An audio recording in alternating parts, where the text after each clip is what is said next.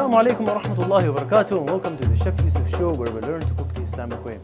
A lot of the Muslim people in the West, the children, the youth, even the elders, they always have a struggle and challenges when they go out to eat in restaurants or when they buy their food from, the stores.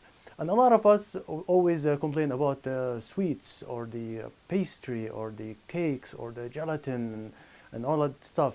But a lot of people do not realize that it goes further than that actually. And when it comes to soup, unfortunately, a lot of the soups, there is unlawful ingredients in it.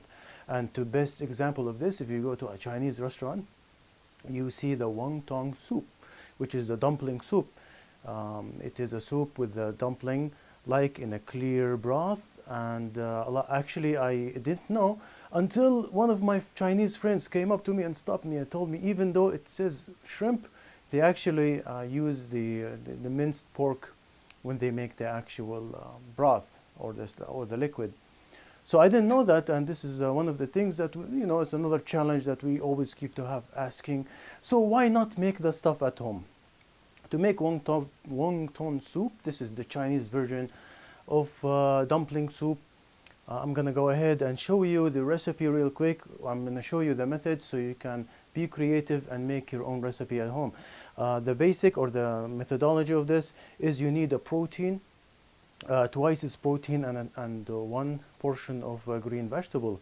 Over here I have some cabbage. So for example, if I have 2 cups of ground meat or ground chicken or ground shrimp, any halal ground protein,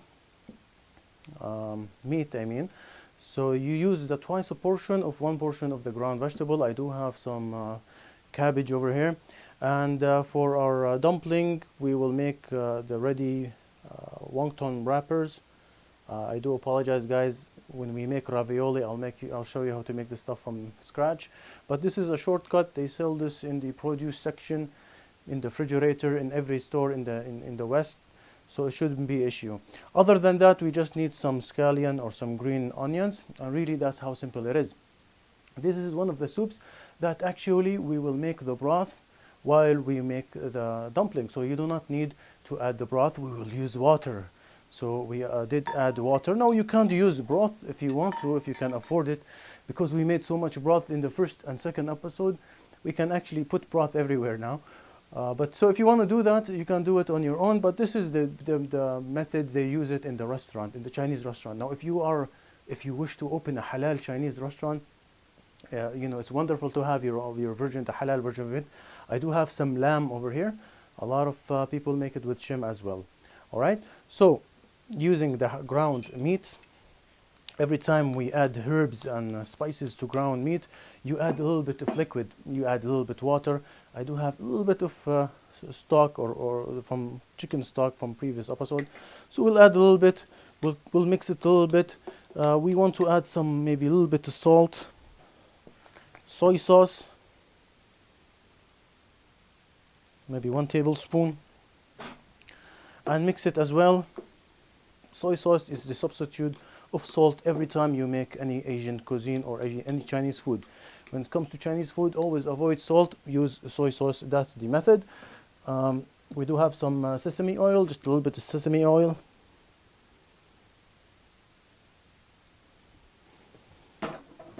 And add a little bit of broth if you need to. So just mix this, make sure it's a creamy, creamy filling. We're gonna use this as the filling. Now we're gonna go ahead and add some thinly sliced green onions. And the green vegetable, of course, we want to slice this as small as we can. We want this to really blend into the meat. If you want to use your food processor, you can go ahead and do that. But I'm going to use the really thinly sliced method.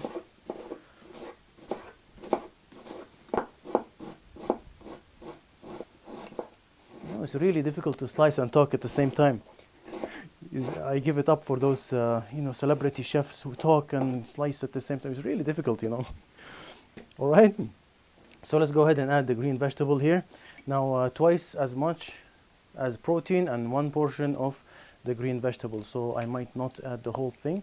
We'll see here if we need to. Add a little bit more of the liquid.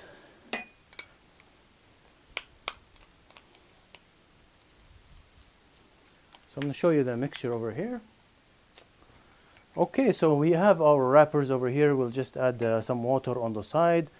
And really, there is a million ways to make this, guys. The way you make it will reflect your personality. So you add a little bit water on the side. I'm not gonna go and be creative and show you like the crazy way to do this. I'm gonna do this just the simplest way and easy way. I'm gonna close this like an envelope, and I'm gonna wrap it like this, and then on the side I'll go ahead and stick the sides together. So as you can see, you can go ahead and be creative. It's a fun activity to do with your family. So let's go ahead and make them real quick. So let me show you the lazy man method. You put the dumpling and you just close it like this. Really like a sack of bag, So we have the heat underneath the water over here. We have our dumpling ready. We're gonna put this back in the freezer. Right now I'm gonna go ahead and prepare my sauce. This is gonna be a garlic soy sauce. Really simple. We have 2 garlics over here. I like to crush them, to peel them. It makes your life easier this way. Okay, I'm gonna go ahead, chop them. After I chop them and crush the garlic really in small bits and pieces. After this, we'll go ahead and add some of the sesame oil.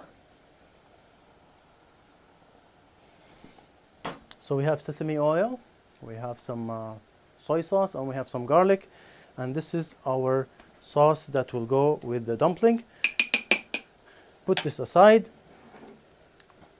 The water is boiling over here.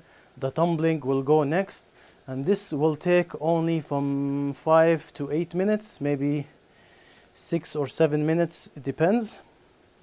All right, we'll wait for it to finish. In the meantime, I'm going to get my rest of the green onions. I'm going to slice them really thin. This will go as a garnish on top at the end.